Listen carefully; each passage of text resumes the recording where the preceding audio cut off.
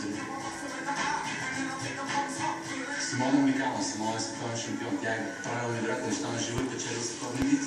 Аз съм правил, нищо не съм правил.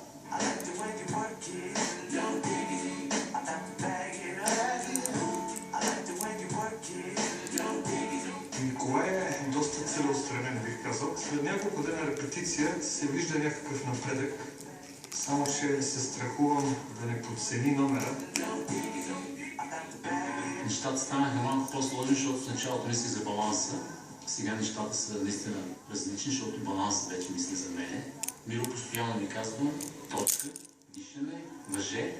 Моля, въже. Сякаш съм забрал, че има въже по себе си. Това е...